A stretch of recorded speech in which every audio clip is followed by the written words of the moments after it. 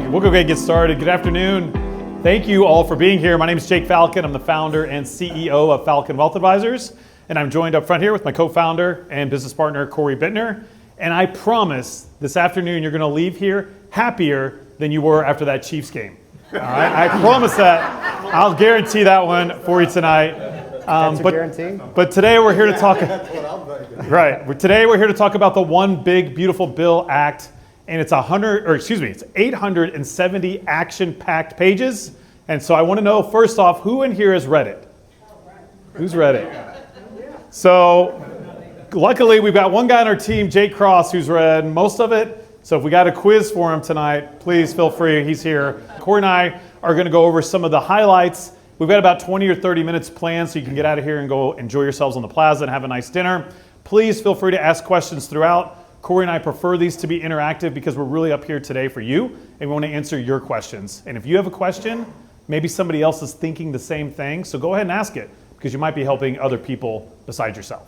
Before we get into it, I want to double down on our team. We have grown our team this year. Just a quick update on Falcon Wealth Advisors. 17 people on our team now. We have 2 additional team members.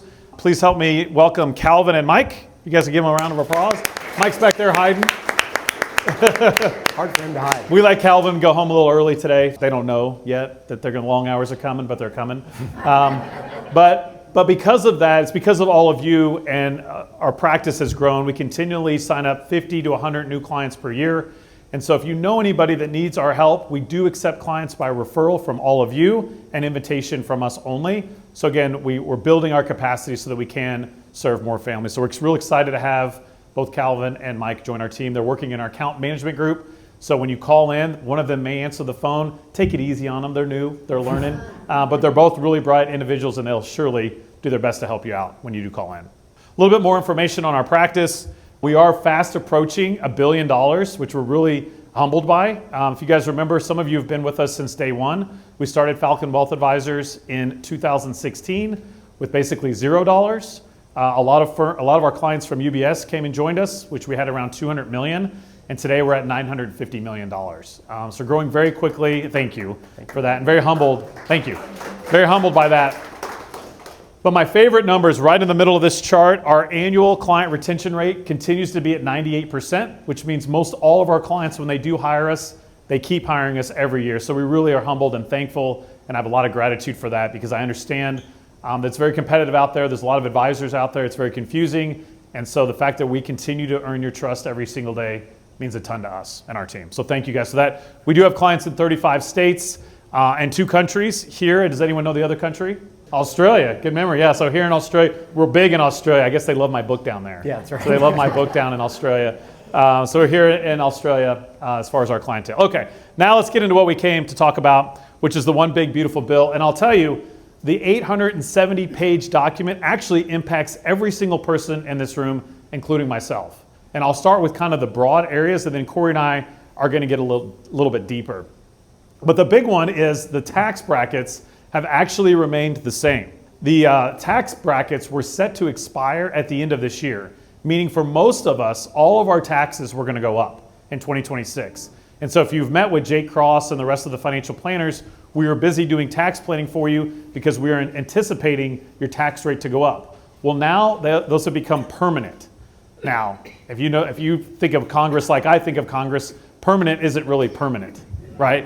So it's just going to take another group of politicians to come in before they change it again. But the good news is there's no sunset on the current tax brackets.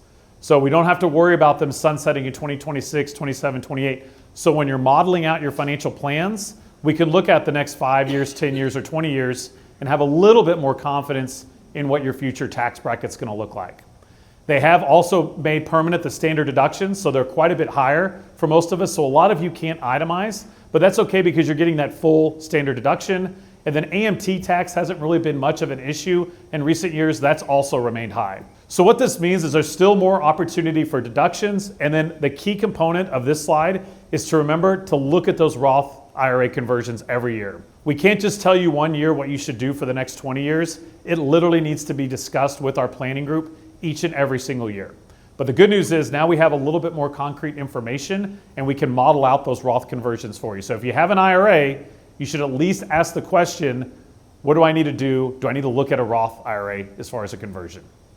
Good, and then this is the fun one. So if you're 65 or older, or you know somebody 65 or older, you're now eligible for a $6,000 deduction on your taxes.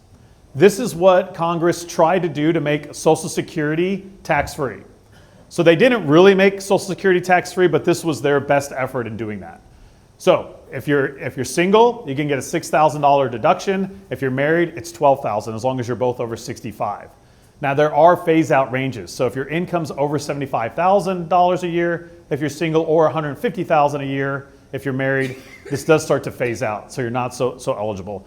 But it is a nice little perk. And even if you don't itemize, or if you do itemize your taxes, you are eligible for this. So when you're doing tax planning with Tyler and Jake and Joe and our group, just look at that. If we can keep your modified adjusted gross income below these thresholds, you may be eligible for this. Now, some of our clients are way over it, and so it doesn't apply to them, which is okay, but it's just a nice little perk to be aware of and to know about starting this year. What's weird is this one does expire. So in 2028, you can't do it anymore. So what this does is it leads more opportunity for more Roth IRA conversions, more tax planning in the system.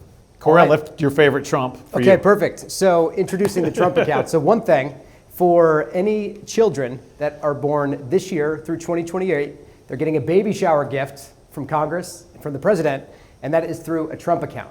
So one thing that's part of this bill is that it's introduced these new Trump accounts, which is something new and different.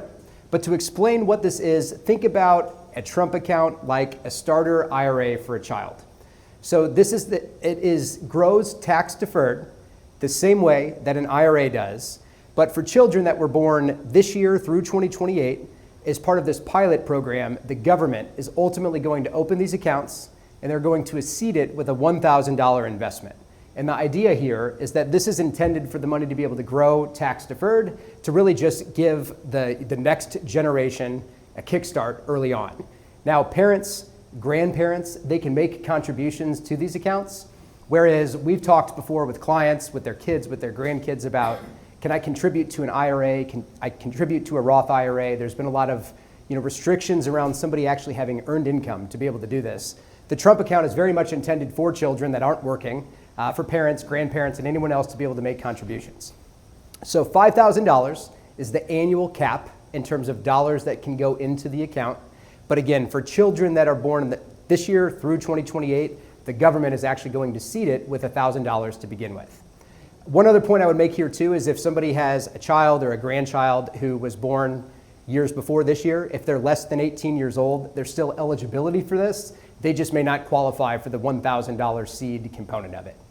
There's still a lot of logistics that are being worked out around this. So the main takeaway from it is that this is new and different. I don't think it drastically changes anyone's financial plan, but something to be aware of for your children, for your grandchildren. At the end of the day, if it's going to be seeded initially, that's going to be $1,000 that could be growing, invested, compounding for the long term that the child may or may not have otherwise, which I think is great. And the investment vehicles will be fairly limited, just like the institutions where these are going to be held. But this was included in the bill. Right now, the target date when these accounts will be opened and actually funded is July of 2026. All right, so when we are talking about the Trump accounts, we're talking about the beneficiaries of those off in the distant future. When we pull things much more close to the here and now, in the very near future, when we're looking at 2026, one point that I really wanted to make sure that we talked about today is around healthcare costs, specifically for people that are not yet the age of 65. One thing that this bill did not do is it did not extend the enhanced premium tax credits for the Affordable Care Act, Obamacare, the marketplace plans that people might have through healthcare.gov. This is largely going to have the most material impact for people that are retired, that are not yet the age of 65, that aren't Medicare eligible. To make a long story short, what's been in place for the last 4 years have been these, we could call them generous COVID subsidies, we could call them enhanced tax credits, whatever you want to call them. Basically, the rules have allowed for people to have a portion of their health care purchased through the marketplace subsidized. And if your income reached a certain threshold or exceeded a certain threshold, the subsidy amount would be reduced. As it stands today, the enhanced credits are going to end at the end of this year, which is really going to bring in the focus the importance of tax planning for 2026 and beyond, 2025, 2026 and beyond, especially for people who are retired and are not on Medicare yet. Because without renewal of these tax credits, people could be looking at 18 to 20% healthcare premium increases beginning next year. And if somebody earns $1 above the cliff for subsidies, they could go from getting $10,000 to $12,000 a year in healthcare subsidies to $0 because their income was $1 over the threshold. So the last couple of years, it's been more like a slope. What's set to return at the end of this year is basically a cliff that you do not want to go over. So the most important thing is if you are retired or planning for retirement and you are not at Medicare age yet, really mapping out and planning what your taxable income is going to look like so we can work within these thresholds and ultimately plan accordingly for the cost in your financial plan is crucial. One other quick point I would make, though, is that these tax credits that I've just spent this time talking about are very much a point of contention right now in Congress. And there is the looming threat of the government shutdown at the end of this month, setting all political theater and everything else involved aside for a moment. The reality is this could change between now and the end of this year. We very well could see these extended in some capacity. But that did not happen as part of the bill. That is not the plan as of right now. That's something that we're dialed into and paying attention to. But again, if you're in that situation where you're retired or retiring soon, it's going to be before the age of 65, now is the time to map out your income so we can control ultimately what those costs look like. All right, so estate planning updates. A few changes here. So the lifetime gift tax exemption. So if you think of a federal estate tax, the exemption currently is $13.99 million for someone who is single, and it's twice that for someone who is married. Beginning next year, the estate tax exemption is going to a flat $15 million for an individual, $30 million for a married couple. This was actually set to revert back to $7 million, around $7 million at the end of this year, if this bill wasn't signed. So long story short, this just gives people a big picture. We have more stability around what an estate tax exemption is going to look like. And obviously $30 million for a married couple is a meaningful number, but the reality of having money invested in growing and compounding for a long time, these numbers can get bigger. So when you are thinking about your own estate planning with the goal of avoiding paying any unnecessary estate taxes, the reality is this threshold is going to remove that as a major concern for a lot of people. But it's ultimately making this something that's stable and it's fixed and it's going to be indexed for inflation in the future. And again, it does remain the other quick point that I wanted to make is that people can, if you are gifting money to, an ongoing conversation that we have with more clients is ultimately gifting money to their family prior to their passing. Basically, rather than someone leaving a big chunk of money for their kids or their grandkids, people have the desire to be able to help them out more along the way. So nothing has changed as far as that goes. Right now, anybody in this room could write as many checks as they wanted to for up to $19,000 and hand those checks out to whomever they wanted without there being any tax impact on you, the giver, or the person that's the recipient of that gift. That number will change. In all likelihood, it will move a bit higher next year. But the main point there is, if someone is looking at really starting, if they want to help out their family, they want to help out whomever it might be, that can be a great way to help avoid some of the estate tax issues that can come in the future, and there's no major tax implications for those that are involved. Now, one of the drawbacks of them increasing the standard deductions was that many of us can no longer write off our charitable donations, right? Because if you don't go over that standard deduction, if you give money to your church or your favorite charity, you weren't getting much of a tax benefit. Well, they've actually brought that back. And so starting next year, for single people, even if you don't itemize, you can deduct up to $1,000 of your charitable donations and $2,000 if you're married. So not a huge deal, but it is a good deal for people that aren't itemizing. You just want to make sure that if you aren't itemizing, that you're able to take this deduction if you are giving to charity. So it's a little bit of money in there to help. Another big one is if your adjusted gross income is on the higher side, they're actually starting a floor. So if you are itemizing, that first 0.5% of your adjusted gross income, you're not going to be able to deduct. And so this is actually something that you should urgently look at this year. And the way you can go around this is to create something called a donor advised fund. So you could donate to the donor advised fund this year, get your full deduction for it and not worry about this new floor that they're creating, and then give that money out over many years, several years, decades, even if you put enough money in there. So there's a little nuance, but we hate to see people not get their full deduction from their charitable donations. So they've actually created a floor to make it a little bit more difficult for people in higher brackets. So something that to be cognizant of. And then a new little twist too, starting in 2027. Do you love this? All these different years and nuances. So in 2027, they're starting a new scholarship deal where basically if you donate to certain schools and scholarships, you can get another $1,700 off of your taxes.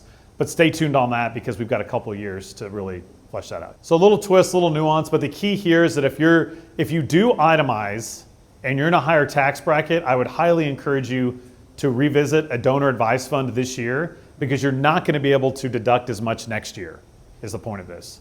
And if you don't itemize and you give to charity, you have good news because next year you're going to be able to deduct some of that, which you're currently not able to do.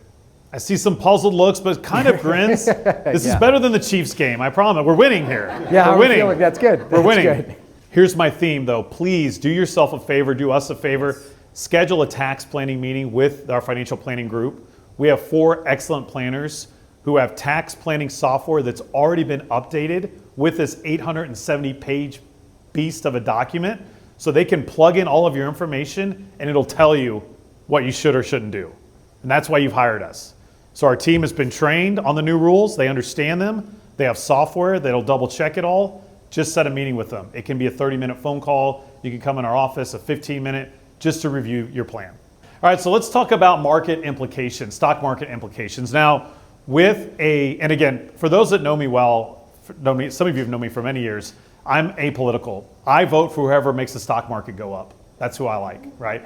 And typically I vote for gridlock. I don't like either party to have complete control because that's when you get market volatility and you get game-changing legislation like this one big beautiful bill. This is what happens. When a party has complete power, this is what happens. Now, again, I would argue when you walk out of here tonight, many of these changes are good for you. The number one change that's good for you is our tax brackets aren't going up. That's a big deal. And that's why I said it impacts all of us. Most all of our rates were going to go up next year. And now that's not happening. That's why this is better than the Chiefs game. That's what you got to take home tonight. Right? Your taxes are not going up next year. It is going to require a little bit more planning, but the good news, that's what you've hired us for, and that's what we do. Right? We're not going to charge you extra to do the planning. We're going to try to make sure you're paying the lowest lifetime taxes. But if we pull it back even a little bit further, so what is the stock market going to do now that we've got this one big beautiful bill act?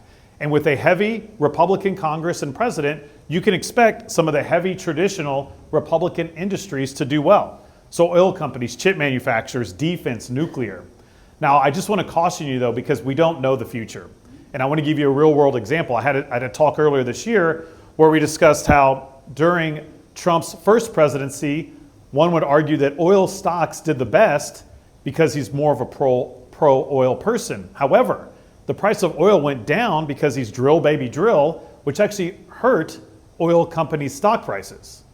And so I don't want you to get confused and thinking, well, because he's pro-oil, we should go load up in oil stocks, Jake. That's not necessarily the case, right? So that's what you just have to be aware of. And that's why we've got Connor as our portfolio manager, keeping you all very diversified. Now, he will shift and tilt based on what's going on in the macroeconomic environment. However, he's not going to try to be so bold to make a prediction based on one piece of legislation in Washington, because we know in the past that not necessarily is going to play out the way that we think. But today, that's what people are saying.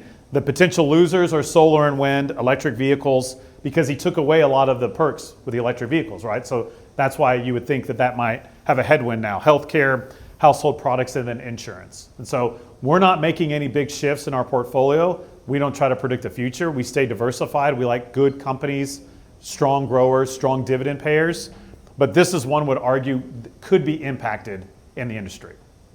But don't think because of drill baby drill that oil stocks are going to do well. That might not be the case. All right, so just to expand on the market implications here, what we have on the screen, so let me again caution you, this is looking at a very short period, but both of these charts that you see here are going back to May through July. So we're looking at roughly 3 months, and this is really from when the original framework around this bill was going to be passed to when the final legislation was ultimately signed. And what this is really just looking at is the industries that had both positive and negative reactions during that period of time.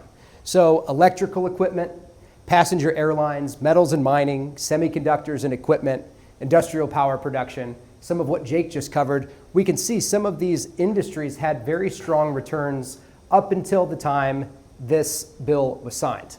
At the same time, household products, think consumer staples, automobiles, healthcare providers, insurance and commercial services, some of those had more negative returns during that same time period.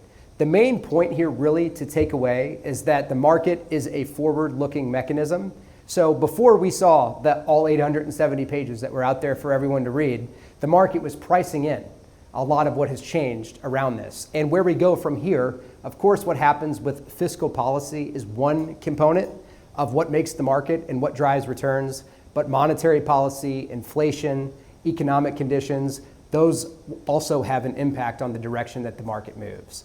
So I just want to caution people not to get too excited about any one industry or try to go all in on one industry or another because of the expectations here, and recognize that the market is a forward-looking mechanism. So a lot of these things were getting priced in long before the bill was ultimately signed in July. But like Jake talked about, Connor Hanlon, our portfolio manager, we've got a great investment management team here. We're selecting individual companies for our clients.